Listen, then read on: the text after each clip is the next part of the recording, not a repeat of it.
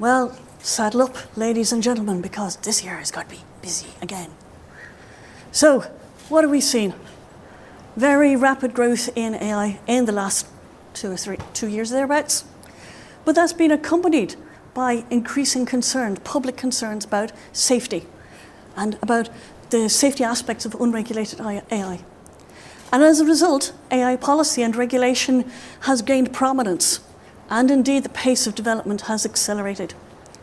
And what we're seeing is this year, we're seeing policies morph into something very concrete and very tangible.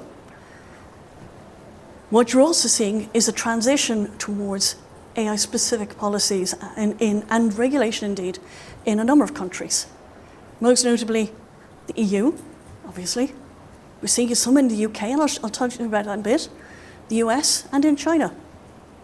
So this year is going to be a really busy year for AI companies as they struggle to comply with the realities of AI safety. Yeah. You have to excuse me, I'm trying to here we go. Okay, the US. Okay, if I was to characterize US AI regulation, I'd call it a patchwork. It's a patchwork of frameworks, guidelines, which are really soft law, and hard law. But what hard law is defined by state laws and state lines. So if we look at the state law, this year, or sorry, I should say last year, I lose track of which year it is. Last year, we saw New York City Local Law 144, which came into being and which requires employers who use AI systems to scan CVs for job applicants to undertake independent annual bias audits and to make the results of those audits public so people can see it. California and Colorado already have privacy protection legislation. But last year we saw rulemaking under that legislation whereby consumers and employees are warned about the use of automated decision-making technologies, ADMT. And consumers are given the opportunity to opt out. But undoubtedly you've heard of Biden's executive order, which came into being in October. This is interesting because it's not hard law per se. What it does is it directs government agencies to develop sector-specific standards and technical guidelines. And actually, they've got a very tight timeline to do this year. It's a whole series of deadlines. If you think about it, what this means is it applies to government agencies and to companies that supply goods and services to those agencies. So it's not hard law, as I said, but you can never ignore the purchasing power of US government. Think about that. The executive order also provides that NIST will establish the US Artificial Intelligence Safety Institute, and this to develop standards for safety, security, and testing of AI models. Interestingly, there is an obligation on companies that create dual-use foundation models. These companies have to report their existence to US government. Now think about it, it has an analogy with restrictions in relation to dual-use technologies. Anybody who's dealt with that stuff, ugh. So companies are required to disclose to US government how they train and test these models and the results of red team testing. It's adversarial testing. Noticeably though, there's no enforcement provisions. So how are they going to know whether you're doing it or not? And what do they do if you don't do it? That's a different one. Now, China. China also has a fragmented regulation. Now, whereas the US, it's fragmented into hard law, driven by state lines, and soft law. In China, you've got hard law, but it's fragmented according to AI type. So what we've seen is individual pieces of legislation passed so far for each of recommendation algorithms, deepfakes, and generative AI. Now, generative AI systems have to be registered with government before they're released to the public. And in these, those which are deemed to be capable of influencing public opinion have to undergo a security assessment. Now, to the best of my knowledge, and correct me if I'm wrong here, as I understand it, there's something like 20 Chinese companies have received licenses from the government so far. No foreign companies have received licenses. Again, correct me if I'm wrong, but that's the most recent information I have. It has been argued that China's approach to AI regulation is reactive In other words, they wait until there's development in technology and then they create the legislation to address that. But the criticism for that would be to say, well, it's not proactively setting out a vision for what you want AI safety to look like. Well, that was until very recently. In June, China's State Council, which is China's government, indicated that AI law is on the legislative agenda. Now, it's not clear what's in this new law because a draft isn't available yet. But some Chinese scholars have suggested that this new law should include a national AI office and a yearly social responsibility report on foundation models. Now, what a yearly social responsibility report is, I have no idea. There's also suggested the use of a negative list of AI areas which are deemed to have higher risks, which companies can't even research without government approval. Now, look at the UK. Bloody hell, this is already out of date. I don't know if you've seen it today. Have you seen the US government's response to the public consultation on the white paper? This is so hard to keep up with. So I would call it light touch regulation. We had the white paper in June 2023. It argues that there shouldn't be a single AI regulator, that we should use an existing network of regulators, such as the Information Commissioner, the Financial Conduct Authority, Ofcom, to produce context-specific guidance for their individual industries. Now, the advantage of this is there's less cost, less admin, and it's pragmatic, essentially. A disadvantage would be, well, you've got overlapping regulators in particular jurisdiction areas and potentially conflicting guidance and gaps between the regulators where there's no guidance. Also, remember, guidance is soft law. It's not binding. Now, I mentioned the government's response to the consultation. Well, you may have seen it this morning.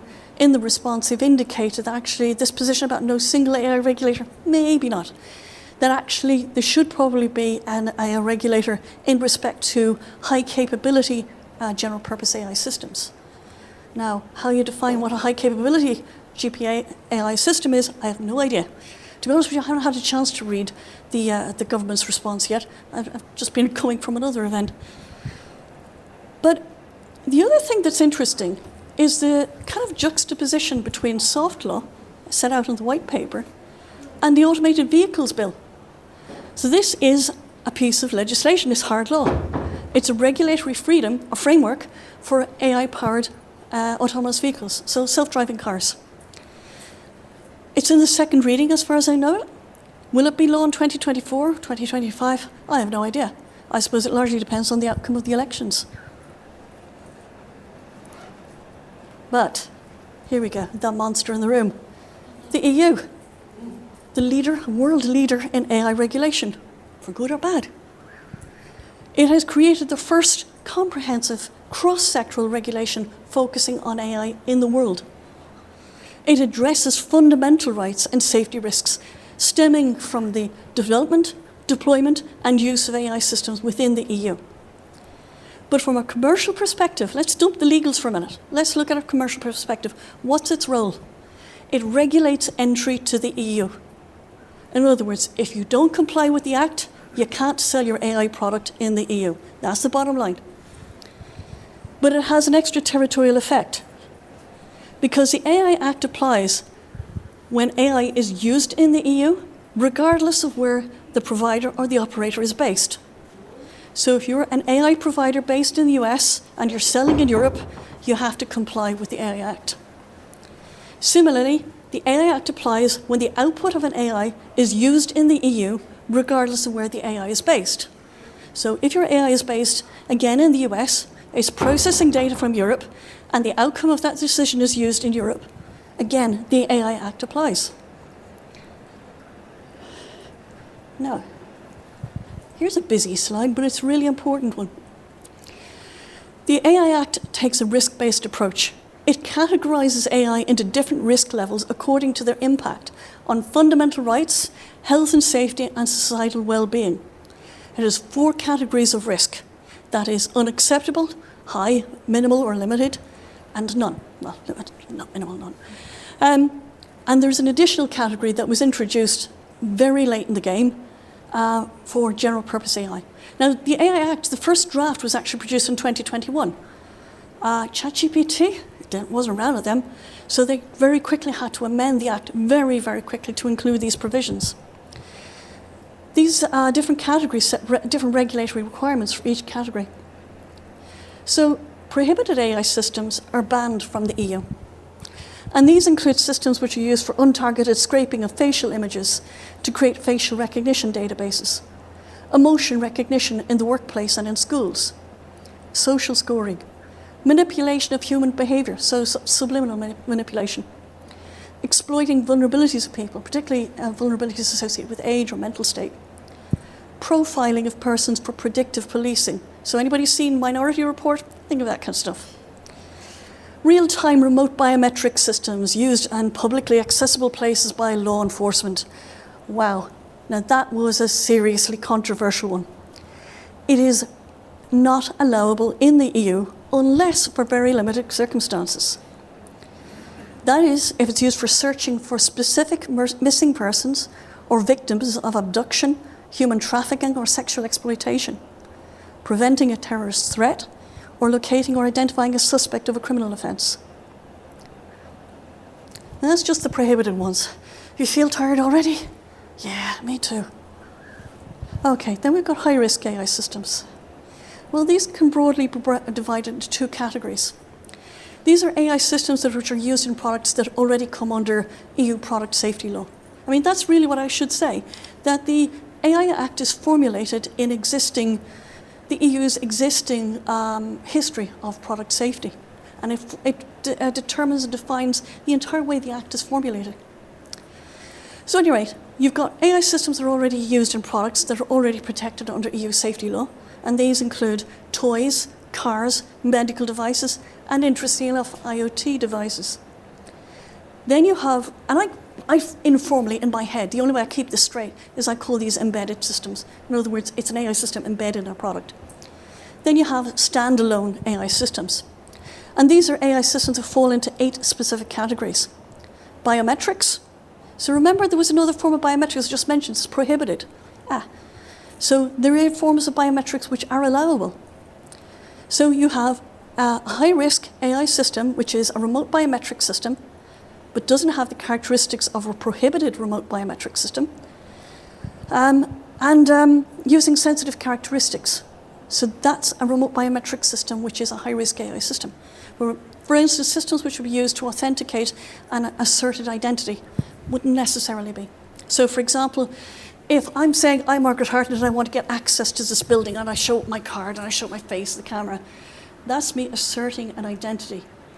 I've already consented to that. That's not quite the same thing as somebody using a camera in an open space and I don't even know that they're doing it.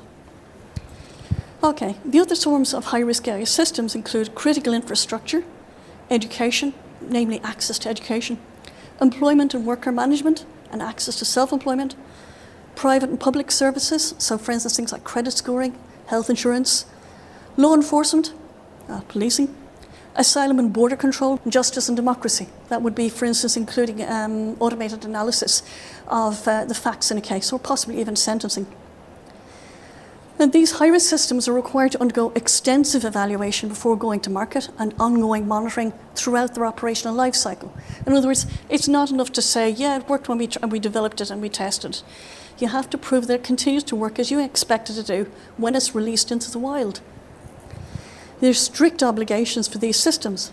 You have to be able to document risk assessment and mitigation processes, data governance. Remember, it's not just about personal data, so it's not just about GDPR. There's all sorts of data handled by ML systems in these categories. You have to have detailed documentation, which you have to actually provide to the European Commission. Human oversight measures. These are human in the loop type things. And you have to be able to demonstrate the robustness, accuracy, and cybersecurity of your system. Now, as somebody who's worked with AI for donkey's years, I saw this one sentence, you know, your system has to demonstrate adequate cybersecurity. I was like, holy crap. You have any idea how hard it is to demonstrate the cybersecurity in an ML system? How do you start addressing things like data poisoning, label poisoning, and particularly in systems that are continue to learn when they're used in the wild? This is a tough one here. This is not going to be addressed by your standard pen test, lads. On top of that, they have to undergo conformity assessments. Now, we have a device which is already subject to regulation, such as medical devices. They already have to undergo conformity assessments under the medical device regulation. And they go to what's called a notified body. That's a third party appointed by a member state under the Act. Well, you're going to have notified bodies here in relation to the AI Act. In the UK, it's the BSI, the British Standards Institute. You can also have self-assessment. And there are different forms of high-risk AI systems for which you have to undergo notified body assessment. And these are particularly ones that are already regulated products. And some you can go through self-assessment. But lads, if you think you can go get and say, yeah, our system complies because we're transparent. No, it's not going to work like that. You're going to have to prove it. You've got to evidence it. Because here's the thing, the notified bodies can audit you if they don't believe. So we've got limited risk. These are things like chatbots. These, you only have transparency obligations. In other words, you have to tell people that they're interacting with an AI. Then we've got minimal or no risk. And these are the vast majority of AI systems, let's be honest. For these, they have no obligations under the Act. There are only voluntary codes of conduct which are recommended. Now, you may remember I mentioned, oh God, sorry, I have to go back a bit. Sorry, you poor things. General purpose AI. You might just notice it's that nice, that one there. That's because they didn't really know where to stick it, to be perfectly honest with you. They can't call it a high-risk AI system, because they didn't want to say that, but they want to give it obligations that are kind of like those of high-risk AI systems. So what they do is, and this is the compromise that was actually come on the marathon type of negotiations on the last day. You may have seen there was like 36 hours of negotiations. Individual governments were trying to protect their industrial interests. So at any rate, what we've got now is a tiered approach with general purpose AI systems. You've got Tier 1 and Tier 2. Tier 1 are obligations for all GPAI models. Tier 2 includes additional obligations for GPAI models with systemic risks. Now, you might ask, well, how do you decide what's the threshold between a Tier 1 and Tier 2? The threshold is defined according to the cumulative amount of computing power used to train the models. In this case, it was 10 to the 25 flops, that is, floating point operations. So the Tier 1 obligations, as I said, these apply to all general purpose AI systems. Firstly, you have to comply with EU copyright law. Come on, lads. Yeah, of course. And you have to provide technical documentation. Tier 2, much more stringent. You have to undergo model evaluations. You have to assess and mitigate systemic risks, provide or conduct adversarial testing, red teaming, and report on your energy efficiency. And think about the amount of energy these beasties consume. It's scary. Now, at the moment, compliance, there aren't any harmonized standards for these. The compliance will have to be done according to codes of practice until those harmonized standards appear. Sorry, you might also see that green thing in the middle, or up there, yeah. Well, we're at Open Source Conference, let's talk about FOSS. Well, FOSS systems, you'll be pleased to know, are exempted from obligations under the AI Act. But it's not as simple as that, because there's exemptions from the exemptions. So they're exempted apart from transparency obligations, and unless it is made available on the market or put into service. Now you might ask, what's making available on the market? Well, they include a horrible definition. It means any supply of an AI system or a GPA AI model for distribution or use on the EU market in the course of a commercial activity, whether in return for payment or free of charge. Unfortunately, we've also got recitals. That's the bit that goes at the start of an act, and you use to interpret the act. It's not quite the same as the provisions of the act. The recital says, well, it's an AI components provided against a price or otherwise monetized, includes through the provision of technical support or other services, and these should not benefit from the FOSS exemption. In other words, if you've got an AI system under a FOSS license and you put it on the market under whatever definition you want, provided against a price, have it in the course of commercial activity, then you're not exempted from the obligations under the AI Act. You have to comply. Or there's another exemption from an exemption, unless it's a prohibited AI system or a GPAI system. What that means is, and it makes sense if you think about it, a system that's banned because it's so dangerous to social society in Europe should not be prevented from being banned because it's provided under a FOSS license. If you think about it, if it's a really nasty thing that's going to subliminally manipulate somebody, it should be banned, regardless of whether it's under a closed license or under an open license. GPAI systems, horrible, because you've got the Tier 1 and Tier 2 obligations. The FOSS exemption in the GPAI system says Tier 1 systems must still satisfy transparency requirements. And that's satisfied if they provide parameters including the weights, information on the model architecture, and information on model usage, which are made publicly available. Here's an interesting one. For me, and we'll be actually talking about this on a panel session tomorrow, we'll be talking about what does openness mean in relation to AI. I don't know about you, but if somebody gave me a file full of, how many billion parameters are in some of the largest models now? If they gave me a file with, 60 billion weights, am I really going to read that? Not a chance in hell. Would it mean anything to me? No. Anyhow, whatever about Tier 1, Tier 2, there is no FOSS exemption. Okay. Hey, what a different slide. Well, the clock is ticking. The Act hasn't actually come into force yet. Not yet. So where we're at the moment is it has been rubber stamped by the members of the Permanent Committee. Permanent members of the European Parliament. It's going to the two committees, which did the original consolidated compromise text. They will be agreeing it on the 12th of this month. And then it will go for plenary session in the European Parliament. I think it's the first or second week in April. Then be published in the OJ, and it comes into force 20 days after publication. So I would say by the summer that this will come into force. Once it comes into force, the clock is ticking. Within 6 months of the Act coming into force, all prohibited AI systems will have to be removed. Now think about that. That's a biggish one. So emotion recognition systems, potentially in the workplace, will have to be removed. Okay. Within 6 months. Either that or you'll try to how to find a way of making sure that it's not deemed to be a prohibited system. Make it something other than a prohibited system. Within 12 months, all general purpose AI systems will have to comply with the Tier 1 and or Tier 2 requirements. Scary beastie. Within 24 months, everything else. Well, okay, what I mean by this is the regulated products, in other words, those things that form parts of existing regulated products, will have to comply within 36 months, and everything else will be 24 months. Now, when I say 3 years, it sounds like an awfully long time. Well, for my sins, I'm also a reviewer of Horizon Europe projects, and I was reviewing some of them during the period of COVID. And particularly those associated with medical devices, they were running way over time. And one of the comments I heard back from some of the project participants were saying that SMEs in Europe are currently facing a 2-year waiting list to get in front of a notified body under the medical device regulation. What? Now, with a medical device, chances are you're probably going to have to be dual certified.